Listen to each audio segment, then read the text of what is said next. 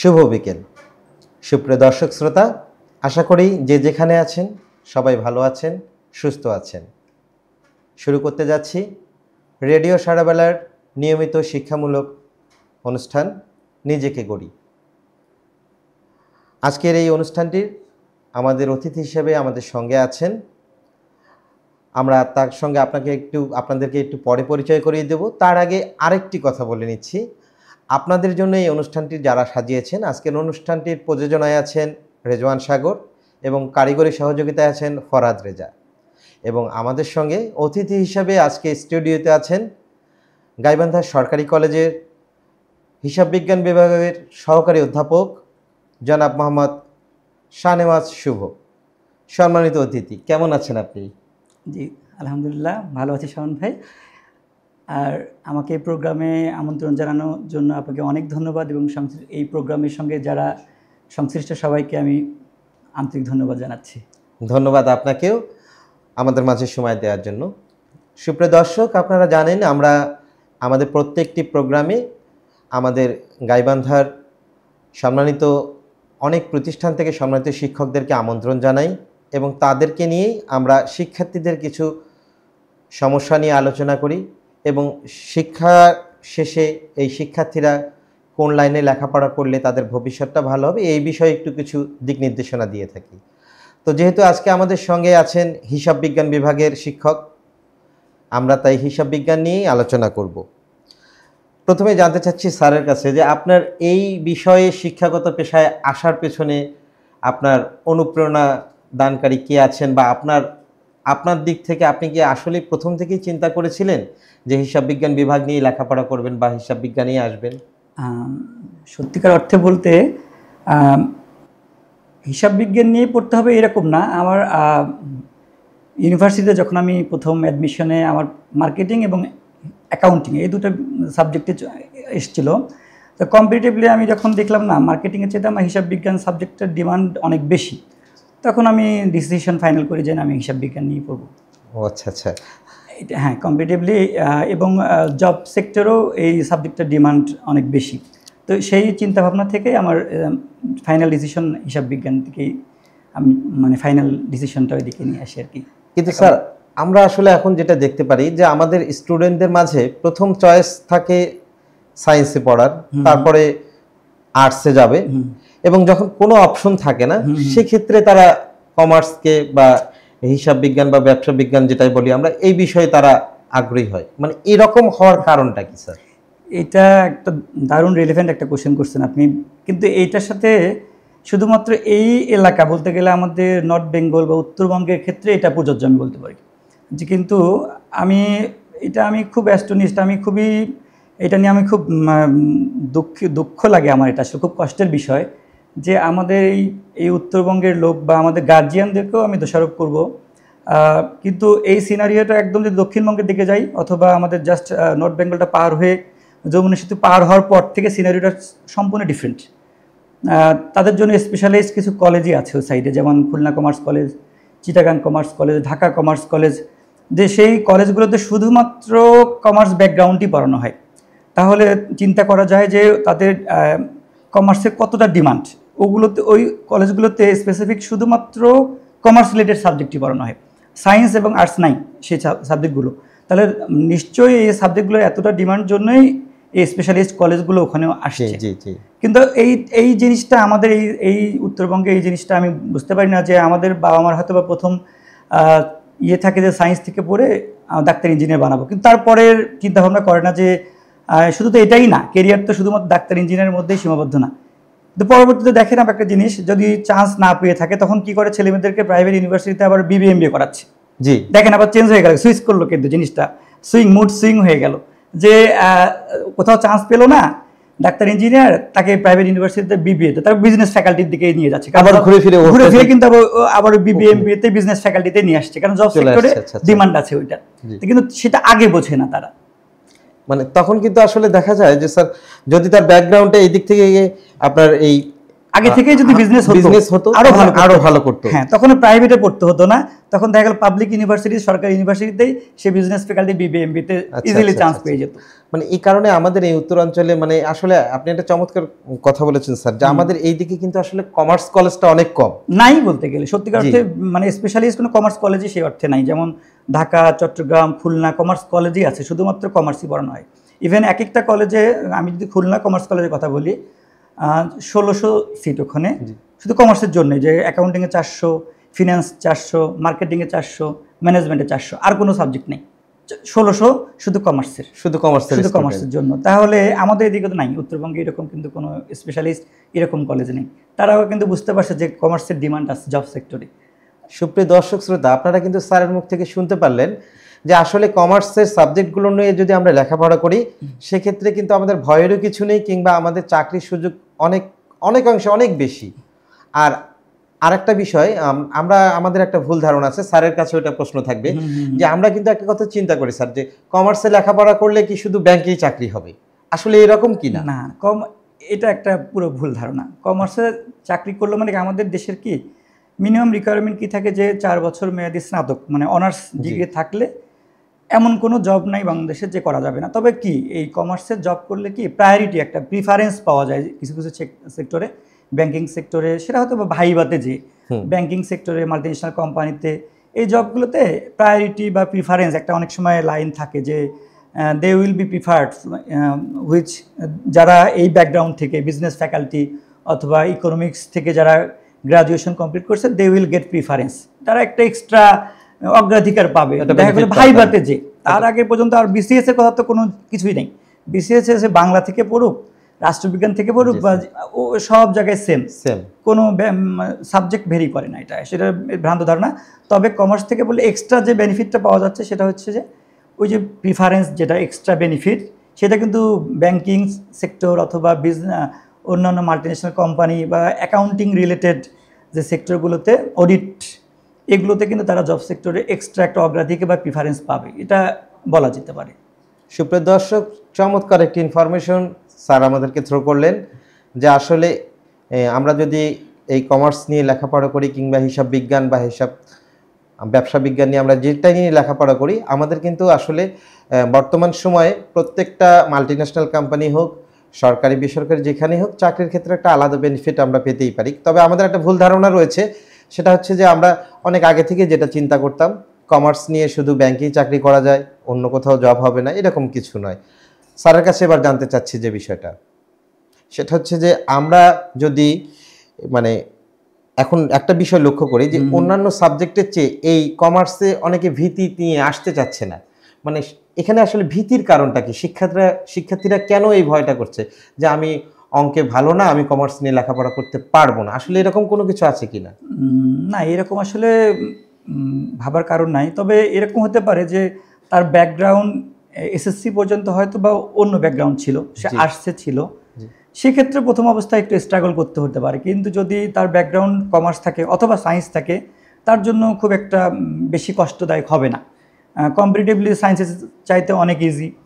তো আর্টস থেকে যদি ব্যাকগ্রাউন্ড সে এসএসসি থেকে এসে এইচএসসিতে এসে সুইচ করে, তাহলে প্রথমের দিকে হয়তো বা কিছুদিন স্ট্রাগল করা লাগতে পারে, কিন্তু নর্মালি অবশ্যই সায়েন্সের চাইতে অনেক ইজি। হ্যাঁ, তবে আর্টসের চাইতে একটু কম্পারেটিভলি অবশ্যই একটু হার্ড হবে, ম্যাথমেটিক্যাল টার্ম আছে যেহেতু।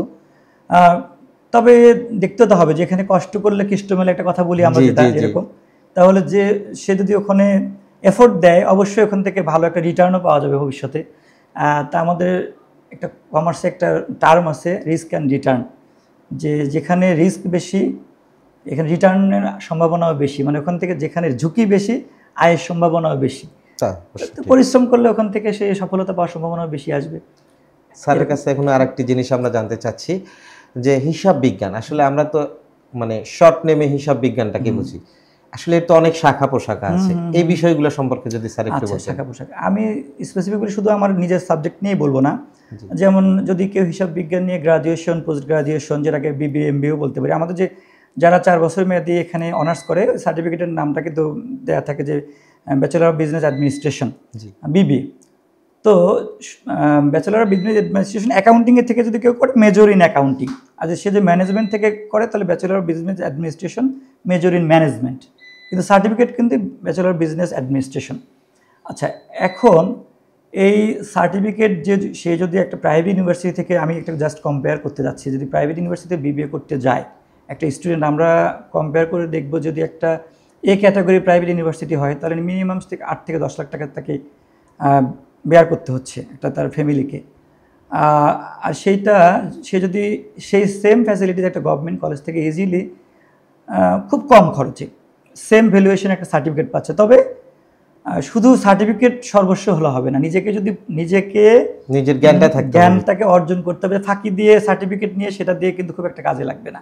কিন্তু যারা এখানে এফোর্ট দিয়েছে, পরিশ্রম করছে, আমি অনেক উদাহরণ দিতে পারবো, তারা খুব সাকসেসফুলি তাদের এডুকেশন লাইফটা যেমন শেষ করছে এবং তাদের একাডেমিক লাইফ শেষ করার পাশাপাশি এখন তারা জব সেক্টরে খুব ভালো অবস্থানে আছে। আমার বেশ কিছু আমার এক্সাম্পল আছে যারা একাডেমিক ভালোভাবে শেষ করছে, অ্যাডমিন ক্যাডার থেকে শুরু করে ব্যাংকিং সেক্টর, এনবিআর, অনেক আমার স্টুডেন্ট, আমার এই কলেজ থেকে আমার স্টুডেন্ট অনেক ভালো করছে, তারা বের হচ্ছে। প্রোডাক্ট আমরা অনেক ভালো ভালো প্রোডাক্ট বের করতেছি আমাদের ডিপার্টমেন্ট থেকে। তাহলে এটা বিসিএস থেকে শুরু করে সব সেক্টরই বের হচ্ছে। তাহলে আর যেটা বললাম যে আপনি যেটা প্রথমেই বললেন যে শুধুমাত্র এই সেক্টরে, এটা এরকম না, যে প্রতিটা জায়গায় যাওয়ার সুযোগ আছে তাদের। এটা তাহলে চমৎকার একটা কথা বলেছেন। তাহলে আমরা যেটা চিন্তা করি যে বিবিএ করাবো আমার সন্তানকে, আমি উচ্চশিক্ষার জন্য প্রাইভেট ইউনিভার্সিটিতে পড়াবো, সেক্ষেত্রে ওই সরকারি কলেজে লেখাপড়া করে সার্টিফিকেট প্রাপ্তিটা এবং ওখান থেকে সার্টিফিকেটের মান সমান, লেখা থাকে কি একটা সার্কুলারে লেখা থাকে, কোনো কিছু বলা থাকে না, জাস্ট বলা থাকে কি 4 বছর মেয়াদি অনার্স বা স্নাতক সম্পূর্ণ হইতে হবে। কিন্তু কোনো জায়গায় বলা থাকে যে এই অমুক ইউনিভার্সিটি থেকে হইতে হবে, কিন্তু তার মধ্যে এমন থাকতে হবে সে কতটা মানে এই একাডেমিকটাতে সে ভালো করছে, জ্ঞানটা কত, জ্ঞানের গভীরতাটা থাকতে হবে। এখন তাকে কম্পিটিশন করতে হবে দেশের ভালো ভালো প্রতিষ্ঠানের ইউনিভার্সিটির স্টুডেন্টদের সাথে। এখন সে যদি এখান থেকে যদি নিজেকে পড়াশোনা যদি ফাঁকি দেয় তাহলে তো কম্পিটিশনে টিকতে পারবে না। কিন্তু সার্টিফিকেটটা কিন্তু সে পাচ্ছে, এখান থেকেই পারবে। যারা ফাঁকি দেয়নি তারা কিন্তু আসলেই ভালো করতেছে, এখান থেকেই ভালো করছে। আরেকটা জিনিস জানতে চাচ্ছি স্যারের কাছে, সেটা হচ্ছে যে আসলে কলেজ লেভেল, আপনার শিক্ষক, কলেজের শিক্ষক, কলেজ লেভেলে ছেলেপেলেরা কলেজে যখন আসে তখন তারা একটা মানে বৃহৎ একটা গণ্ডির মধ্যে চলে আসে। মানে এই সময় মানে ছোট বাচ্চাদেরকে লেখাপড়া করানো সেটা তো একটা আলাদা বিষয়, কিন্তু এই যে এই লেভেলের ছেলেপেলেদেরকে লেখাপড়ায় মনোযোগী করবার জন্য কিংবা লেখাপড়ায় আগ্রহী করে তোলার জন্য আপনি আলাদা কোনো কৌশল অবলম্বন করেন কিনা? আমি আসলে তাদেরকে এটাকে, যেমন ছোটদের পড়াশোনাকে বলা হচ্ছে প্যাডাগজি, আর যারা অ্যাডাল্ট, যারা বড় তাদেরকে বা 18+ তাদের পড়াশোনার টার্মটাকে আমরা বলি যে অ্যান্ড্রাগজি বলি আর কি এটাকে। তো তাদেরটা কিন্তু আসলে পড়াশোনার এটা কিন্তু সিস্টেমটা একটু আলাদা, তাই তো ওদের এনগেজ রাখা, যে এটাকে বলা হয় যে আমরা এখন আগের যে পড়াশোনার যে এটা এরকম ছিল, এরকম যে লেকচার বেসড, যে টিচার লেকচার দিবে, স্যাররা পড়াবে, স্টুডেন্টরা জাস্ট শুনে যাবে, যে গটবাধা কিছু মানে যা বলবে। কিন্তু এখনকার আমাদের মডার্ন যে টার্মটা আসছে এরকম যে টু ওয়ে কমিউনিকেশন বলতে যে আমি স্যার বলবে, তারা রিসিভ করবে, তাদেরটা আমি শুনবো, আমি রিসিভ করব।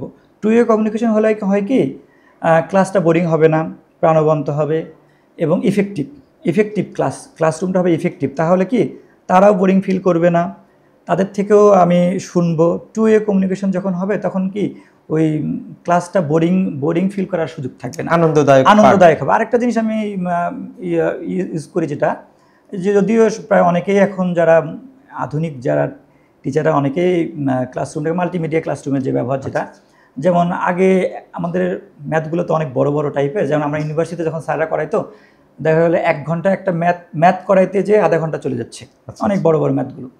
এখন সেটা যদি মাল্টিমিডিয়া ইউজ করতেছে, দেখা গেলো 1 ক্লিকেই আমি ম্যাথটাকে প্রথমেই ফোকাস করতেছি প্রজেক্টরে, তো ম্যাথটা আমার 5 মিনিটেই আমার ম্যাথটা দেখানো হয়ে যাচ্ছে। তারপর আমার সলিউশন বা স্টেপ বাই স্টেপ সলিউশনটা করাচ্ছি, দেখা গেলো যে একই সময়ের মধ্যে আমি 3টা ম্যাথ দেখাতে পারছি একটা সময়ের মধ্যে। আবার ওদের কি তাহলে আমি 2টা করাচ্ছি, একটা করতে দিতে পারছি, তাহলে অনেকটা যে কোনো জিনিসের কি ভিজুয়াল, অডিও ভিজুয়াল এই জিনিসগুলো কিন্তু একটু বেশি অ্যাট্রাকটিভ হয়ে থাকে। আর মাঝে মাঝে আমি ক্লাসের ফাঁকে ফাঁকে ওদেরকে শুধুমাত্র এক্সট্রা কিছু ইনফরমেশন দেওয়ার চেষ্টা করি, কারণ এই এডুকেশন লাইফ শেষ করে তো তাদেরকে তো প্র্যাকটিক্যাল কিছু মানে একাডেমিক শেষ করে তো জব সেক্টর বা অন্য সেক্টরে যাইতে হবে। তো আমরা মাঝে মাঝে যেহেতু সুযোগ পেলে ওদেরকে এই বিষয়গুলো কোনো টিপস বা পরামর্শ, যদি কাউন্সিলিং প্রয়োজন হয়, এটা মাঝে মাঝে ওদেরকে দিই। যে কোনো প্রয়োজনে যেন নক করে এবং আসে ওরা যে কোনো বিষয়ের প্রবলেম হলে। তো মানে একটা ফ্রেন্ডলি রিলেশনটা বিল্ড আপ করার চেষ্টা করি, যাতে ওরা ক্লাসরুমটাকে এনজয়েবল মনে করে, একটা যে বোরিং ফিল না করে।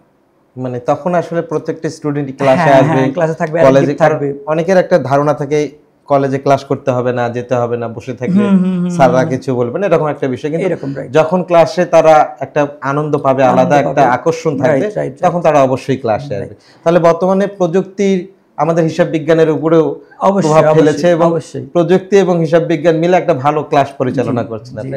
আর একটা জিনিস জানতে চাচ্ছি স্যারের কাছে, আসলে যারা যে স্টুডেন্টরা হিসাব বিজ্ঞানকে ভয় পায় বা এই ব্যবসা শেখে, তাদের সম্পর্কে যদি কিছু বলেন বা তাদের উদ্দেশ্যে যদি কিছু বলেন।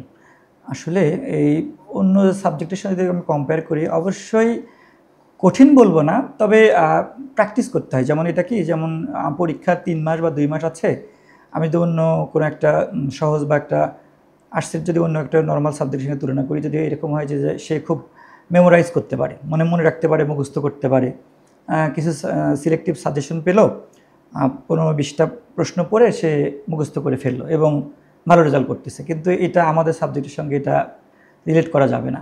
এটা কি প্র্যাকটিসের ব্যাপার। এটা দেখা গেলো যে ও তো সূত্র মুখস্থ করা সম্ভব না, বা ফরম্যাটটা পুরো মুখস্থ করে ম্যাথ, এটা কি প্রতিদিন কিছু না কিছু একটু প্র্যাকটিস করতে হবে। প্র্যাকটিস করলে ওর নখদর্পণে চলে আসবে।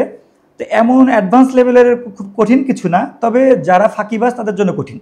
তবে যদি সে নিয়মিত একটু প্র্যাকটিস করে, তাহলে এটা খুবই কঠিন কিছু না, অনেক ইজি। এবং এটা একটা প্লাস পয়েন্ট কি, আর্টসের সাবজেক্টে কিন্তু ফুল মার্কস পাওয়া যায় না। দেখা গেলো যে হয়তো বা 10-এর মধ্যে 10 ক্যারি করার নাম্বার সহজ হয় না, সহজ নয়। কিন্তু আমাদের অ্যাকাউন্টিংয়ে যদি আমরা দেখা গেলো যে বড় ম্যাথ 5টা আছে, 10 নাম্বার করে 50, ও যদি ঠিক করে 50-এ 50ই পাওয়া যাচ্ছে।